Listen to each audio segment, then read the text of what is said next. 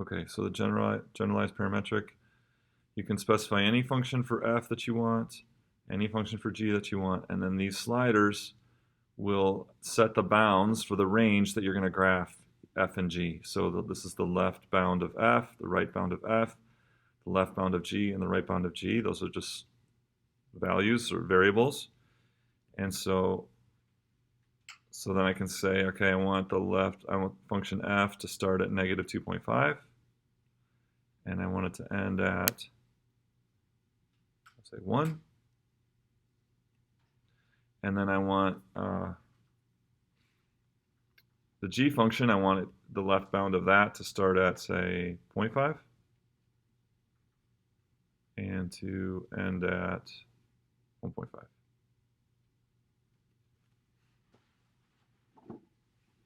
And you get one command line to graph f from left f to right f, and one command line to graph g from left g to right g. So like I said, if you do this homework assignment, that packet that you're working on now, this is kind of a repeat of that. It's just more practice, but you're creating your own GC file to do this. Okay, so just make sure that you're not doing this. There was one semester where like more than half the class, they all just did this. They said y equals f of x, comma, LF is less than x is less than RF. Yeah, that's not the point of this assignment. We've already done that. What's the point of this assignment? To graph f and g in between these bounds as parametric functions. That's why it's called generalized parametric. So don't do what I just did. That will give you a 0 on the assignment. Okay, that will work, and we've seen that before. But this is a chance to practice our graphing parametrically, and then always, right? Always the no, why isn't it showing up? I guess maybe I have to graph. Always t stays from 0 to 1, right? So for all parametric functions, t just goes from 0 to 1, and then we adjust everything in the math lines to get it to show what we want.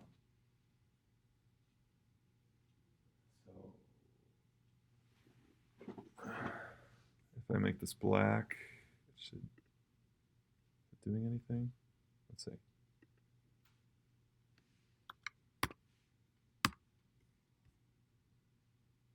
Just want to make sure it's there. Yep, there it is. Okay. So this is, now I'm just graphing this, which is exactly the same as, so this one was graphed parametrically. This is graphing it the old way. The point is, graph it parametrically. Don't graph it the old way. So this is pretty short. And it doesn't really advance the conversation. It's just more practice on what you've done before.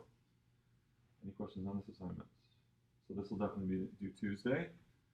And then other assignments. So we've got one more critical précis. I'll post that today. Let's make that due in a week.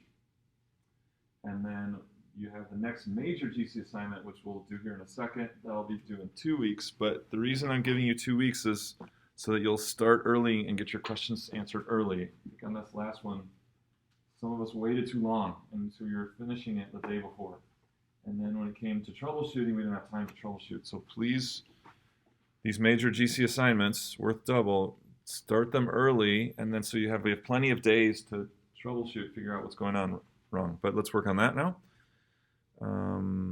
Where's that?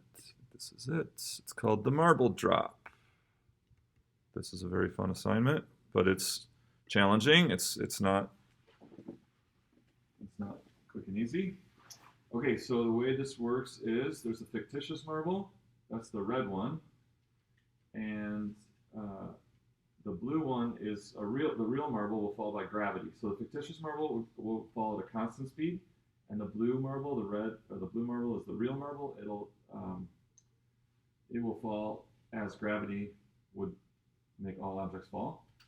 And so what we want to do is, and so then the fictitious marble gets a running start, and when when it hits the height of the real marble, then they both fall together at first, and then the red marble will fall at the constant speed that you give it, and the blue marble will fall according to gravity.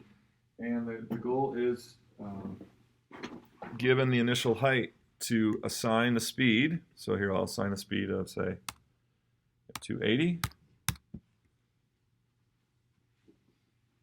So now I've assigned a speed of 280. I have my initial height of 1650. And so let's see what happens. So when I hit the end slider and I hit play,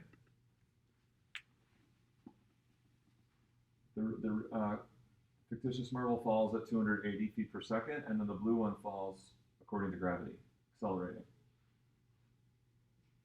And when they hit the ground, both of them, they stop. The clock keeps running.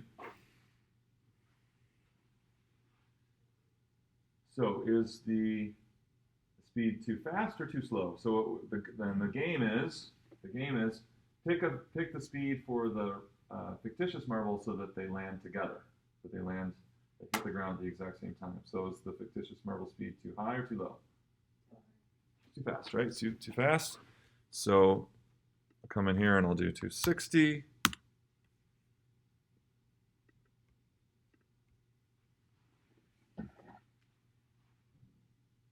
Which is still way too fast. So the point is not to guess, but to figure it out. So we want to figure out what should I, now that I've got an initial height of 1,650 feet, what should I pick for the fictitious marble speed so that they land at the same time? So we'll play the game here. You guys can figure that out, and then we'll talk more about creating this file. So go. What fictitious marble speed what should I set the fictitious marble speed at so that when it falls at that constant speed, they're going to arrive at the ground at the same time?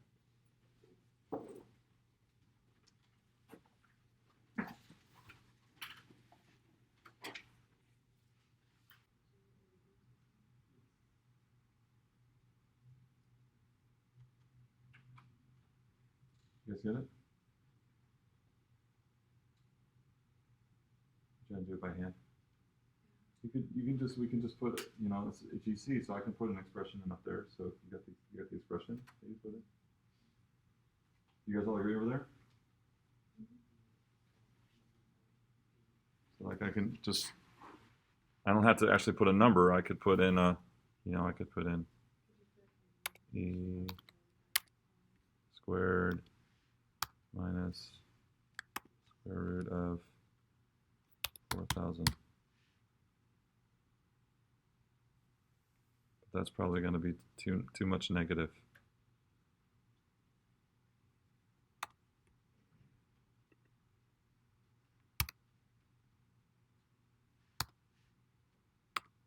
Let's see what happens with that.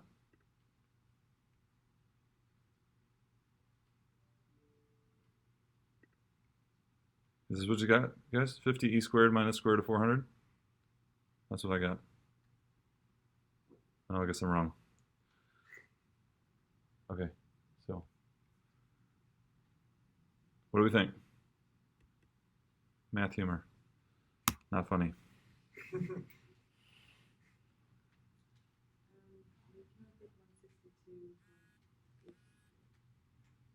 162 point what?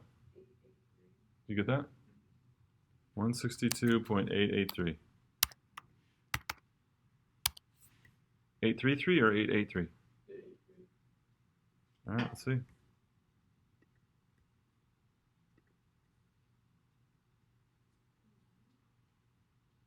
Go, go, go, go, go, go, go, go, go, go. Bonk. Very good. Got it. All right, so what if you were using this with your students, not building it, but just using this as a didactic object, what concepts might you be teaching your students or helping them understand? What's that?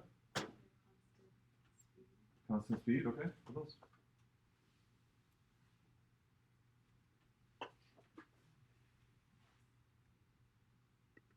What's the big point of this?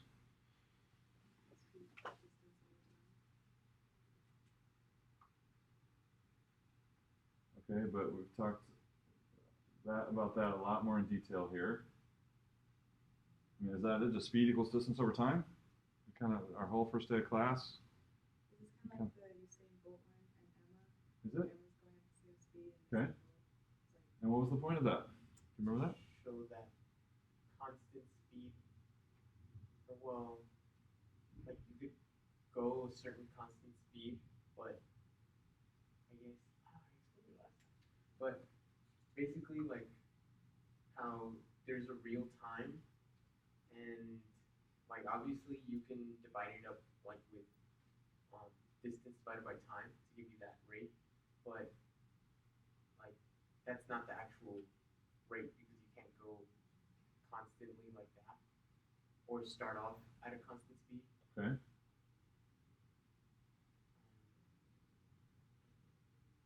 Okay, so definitely on the right track there, talking about some good stuff. What do you think?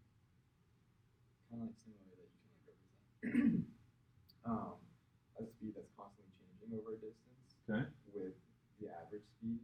Okay. And they'll end up at the same place at the same time, but not get there the same way. Okay. Right. So this is about understanding. Is it about understanding the speed of the blue ball, or the speed of the marble, or the red marble? She says red. Does the blue help you understand the speed of the red marble, or does the red marble help you understand the speed of the blue marble?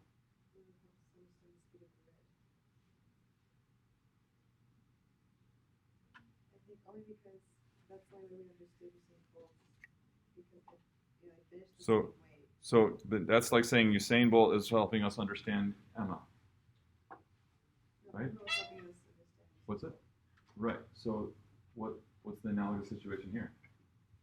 The red one's helping us. Is the red helping us understand the blue, or the blue helping us understand the red? Yeah, right. So because how far does the blue go? 1650. And in what time does it do it? 10.13. And so you get a speed of?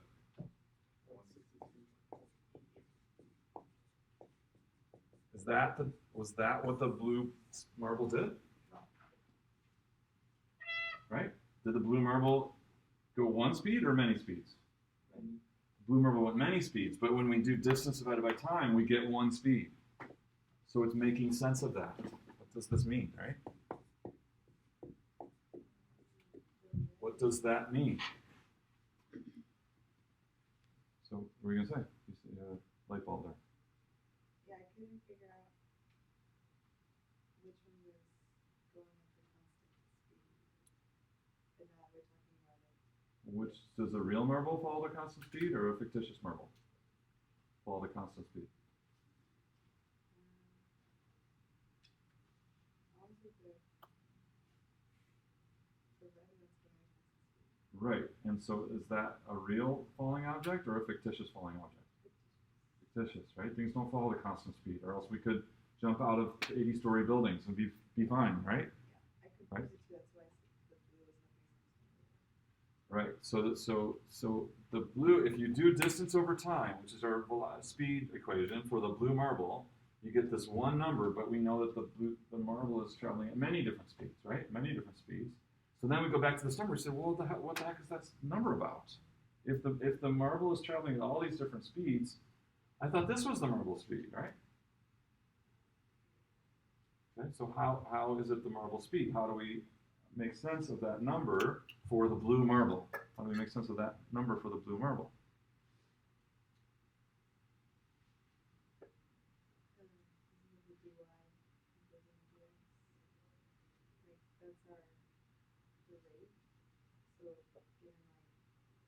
That's our rate for the blue marble? Rate varies, but we got one number. So how are we making sense of that number?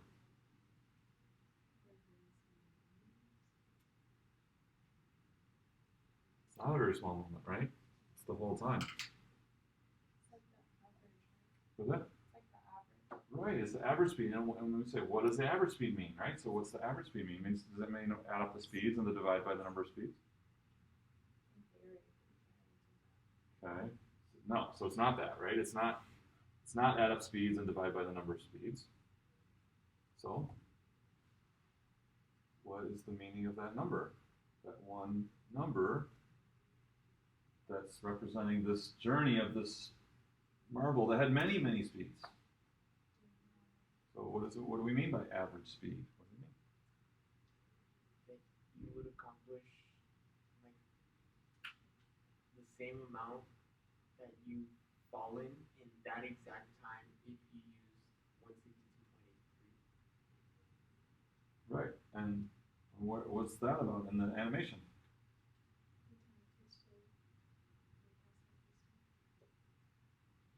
Say what you were saying again. So, okay, so this is the average speed of the blue marble. If it's not sum up the speeds and divide by the number of speeds, which it's not, then what is it? How do we make sense of that number? What does it mean that that's the average speed? It's like it's the speed required to travel the same distance in the same amount of time. Okay, and so then what's the point of this animation? Just to like show that that's the speed that they'll get there at the same time. Which ones? What do you mean? Like that. What are you looking at in the animation? Looking at the red ball and how it's The red marble, right? How do we make sense of this number for the blue marble? The red marble. Right? The red marble has this speed the whole time. Okay? So it's a different journey, but how does it relate to how does it help us understand what the blue marble's doing? If we were to pick like one constant speed, Right? that the blue marble has traveled at, Right? then you would pick it to the same speed. Because, why was picked that one? Because? Because that's the average. To cover the same amount of distance in that time. Right. Right. So it's like, what would be the one speed you would pick to cover the same distance as the blue marble in the same amount of time? That's what the average speed of the blue marble means. And so then we're just getting a visual of it, right? We're getting a visual of the red marble as that meaning. The red marble is the meaning of this number for the blue marble. When something has a changing speed, right? Okay, so back to your assignments. So that's the conversation, and it's the same. We can have the same conversation that we had with Usain and Emma, and that we just had in the last 5 minutes, right? So that's kind of how you could use this as a didactic object, understanding what,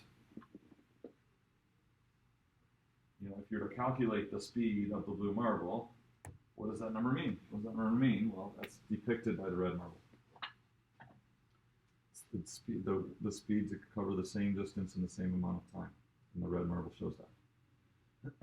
Okay, so some aspects of this. So the initial height is on a slider, so we can come up and change the initial height.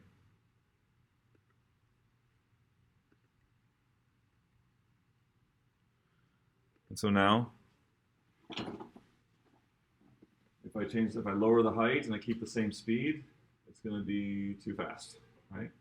And then so now with a new height, you could find the new speed so that they land together. Okay, so then you have these counters. These are just variables. FM time and RM time are just variables that are defined below in the lines below, and then it's just showing the current value, right? So when n is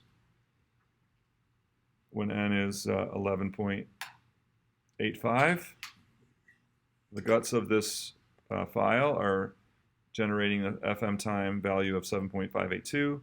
RM time value of 8.762. So then, then it gets viewed. Our perception of that is that it's like a time clock, when it's not. It's just a variable according to the equations that the definition that we've specified it in the other math lines. Does that make sense?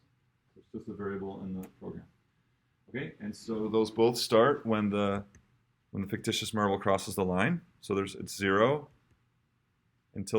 They're both 0 until the fictitious marble crosses the line, and then they both start together, and then they're going to be the same until one of the marbles hits, and then it'll stop. So it will freeze at It'll freeze at the total time to reach the ground and just stay constant after that until the other marble hits, and then they'll both, after that, they'll both stay constant at the time to strike the ground, even as n continues greater than that. Okay, so it has to work for any initial height, and then your speed. And then there's a reel only option. So when you turn the reel, it's a slider. And the reel only option, so now watch, as soon as you hit play, that clock starts. So it has nothing to do with the running start anymore. So that time clock will be the same as n in this case.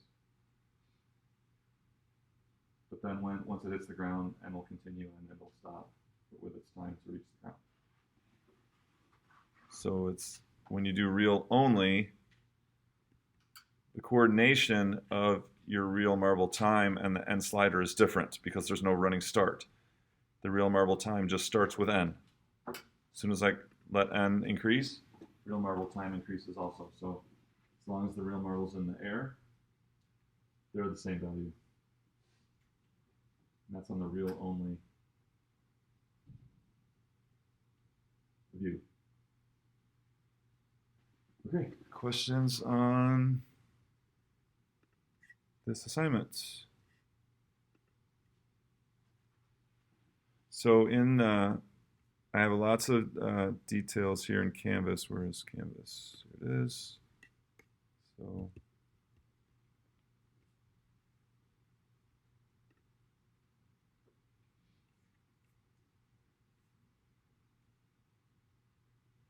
that's videos. I don't want videos. I want assignments.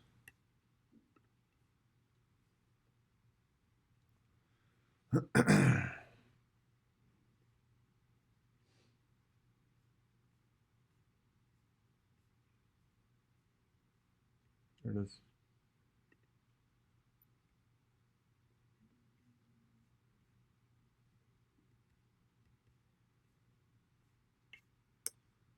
Well, look at that. That's totally wrong. Did not get, when they transferred the class, they blew it. So I'll have to, maybe, wait a sec, maybe I can find it in the, look on this one.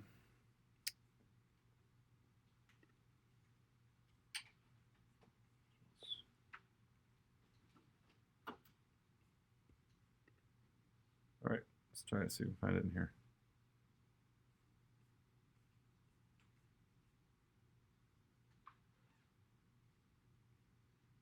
Here it is. There we go. Okay, still got it. You read that? All right, so the distance traveled by the constantly accelerating objects at rest is 1/2 at squared, where t is the time elapsed since the object began to move. The acceleration of gravity is 32.17 feet per second per second. The y-axis, initial height, etc. in units of feet. The n slider value represents seconds since the fictitious marble began falling. That's not true. When both marbles fall. No, that's not true. That's not right. So the n slider doesn't, it starts going until they both start falling, and then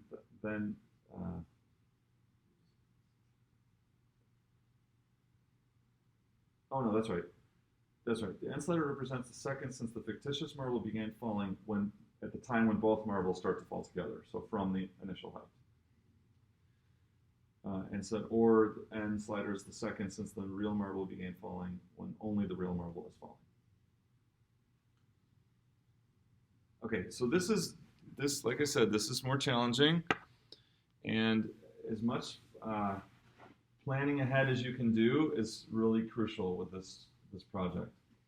If you're just kind of using a tumor approach where it's like you do this little bit and then try to add on this and try to add on this and try to add on this, likely by the time your file is done, it'll be a mess. Okay, so you've really got to try to think ahead about what your variables are going to be, what's going to depend on what. That's really what this is about.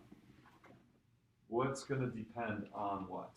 So this is really an assignment of dependencies. What variables depend on what? So if you can try to map that out ahead of time before you jump in and start writing the file, that will do you good in the long run.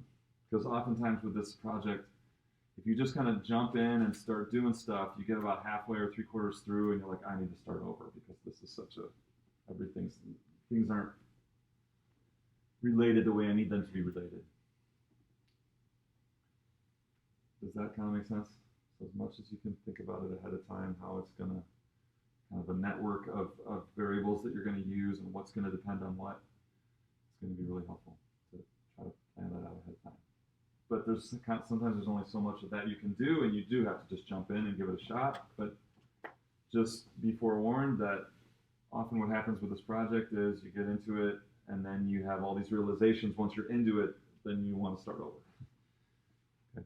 So, and if you experience that, that's perfectly fine. That's okay. All right, questions on this assignment?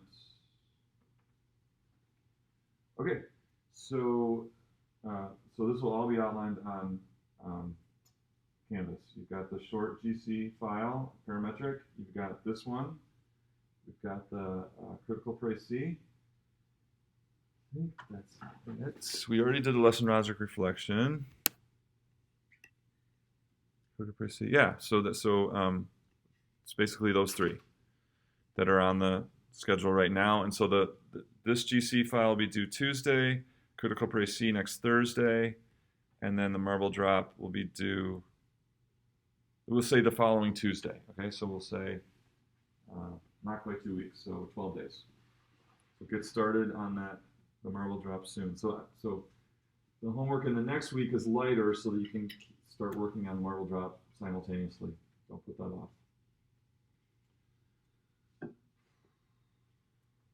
And then on top of that, we're gonna start thinking about the final project. So, am I correct that everyone wants to work in a group? Do you know me? You want to work by yourself? Awesome. Everyone else wants to do a group? Okay, so then the groups are set. You guys will be a group. Lydia and Jason will be a group, and then Veronica will go alone. And that's perfectly great. And then, so what I want you to do now is, you guys can share your ideas with each other. So the assignment that you did in terms of a final project idea, you guys can have a little debrief for each other. And so kind of explain to each other what your idea was for the final project, and then decide maybe which one you think you're going to go with. And then as you're doing that, I have not read through those. I'll read through those as you're talking, and then make recommendations to you as teams. So the rest of the time is devoted to the project, getting started, talking about your ideas, and maybe starting to decide on an idea, and then think about what the next steps will be. Maybe we should, let's look at, oops, I hate that.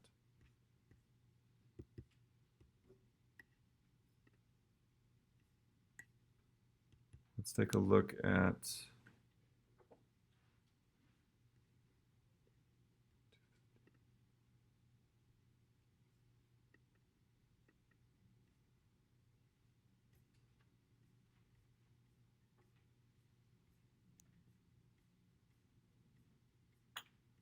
project.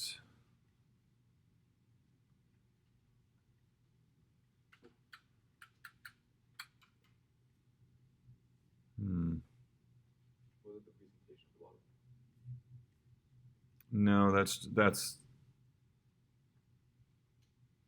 No, that means your 10-minute presentation of it to the class.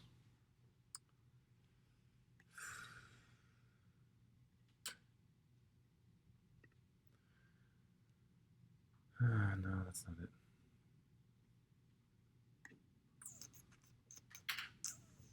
Okay, so I'm gonna have to look for that. But anyway, we can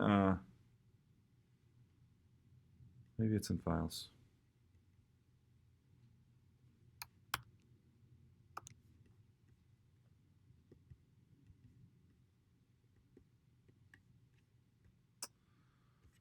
Oh, I hate that.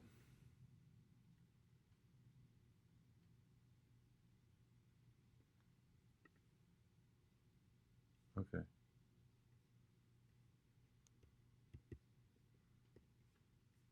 Files.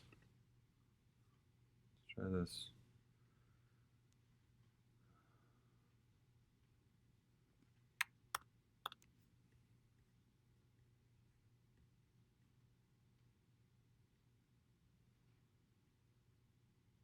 Project requirements.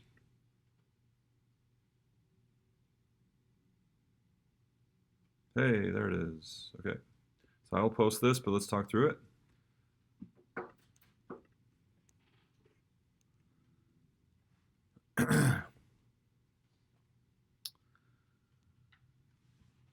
Okay, so this kind of is an overview of the project.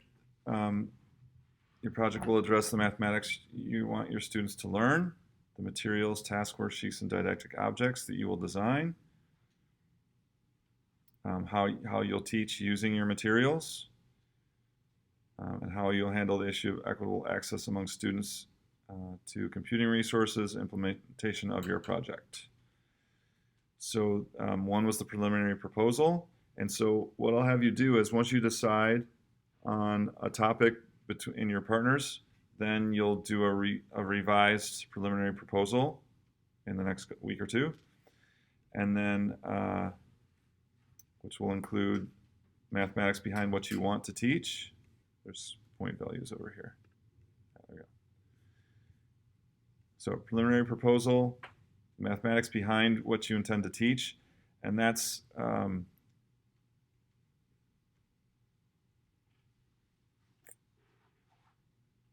this is a detailed account of the mathematics like behind it. So what are the prerequisites?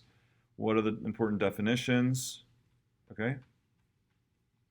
And then the lesson logic is a big part of this project, doing a lesson logic.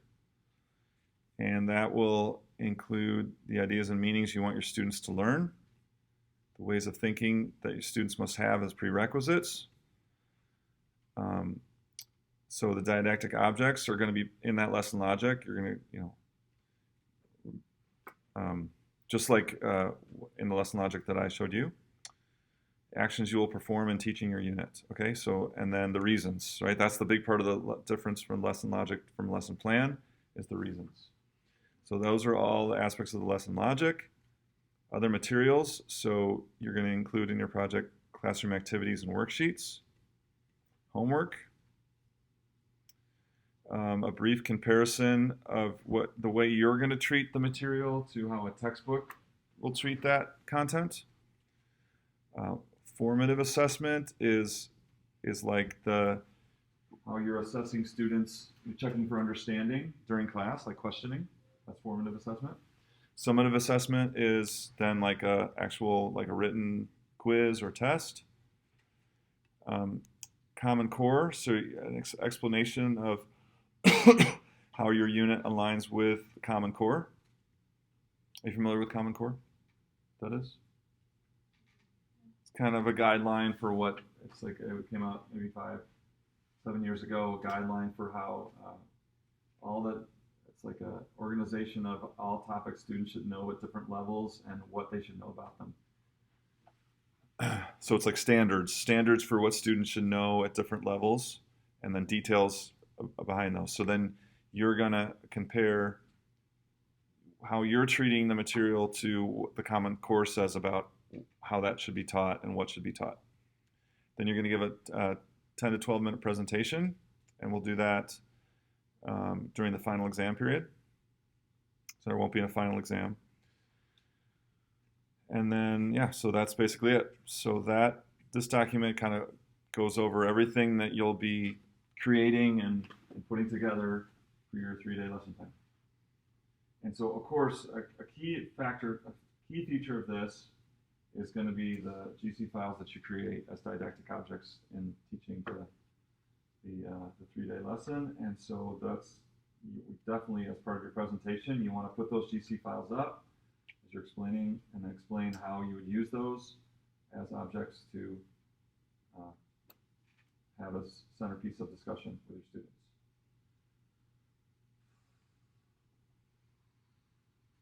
So we definitely, that's why I said make your let your topic be like functions based, because that's what really GC is, really a functions based animation software. So that's why your topic should be very like based on functions or covariation in pre-calculus or advanced algebra or calculus. Any questions about, this will be posted, so any questions about, that's weird. Any questions about this overview of what you'll be doing and turning in? So it's a 3-day lesson plan or lesson Module. It's a 3-day module. So you're designing materials to teach class like an hour class 3 days in a row. Yep. And then basically like what we're gonna have to do is just present it and then talk about what we're gonna do in those 3 days. Yeah, it's a 12-minute presentation for 3 hours of teaching. Right. So you're just giving an overview of the topic, obviously the topic that you chose, and then your approach to organizing that over 3 days, and the didactic objects that you'll have, and show us the didactic objects and how they work, and talk about how you're going to, all this stuff, formative assessment, homework, what will the homework look like, how will you be checking for understanding in class, that's formative assessment. So, yeah. But yeah, you're doing a 12-minute presentation giving us an overview of your 3 days of teaching, 3 hours of teaching, basically. Are we gonna have handouts as well, or just a homework? Yeah, so part of it, so that you have the other materials. Other materials includes classroom activities, worksheets, and homework sheets. So yeah, so whatever sheets you designed to use in the classroom, if you want, yeah, any of these stuff that you've created, if you want to make some hard copies and hand those out during your presentation, you're welcome to do that. Or if it's more, if you just want to show them on the screen, that's okay too. Whatever you think is going to help your presentation the most. Will we be turning this in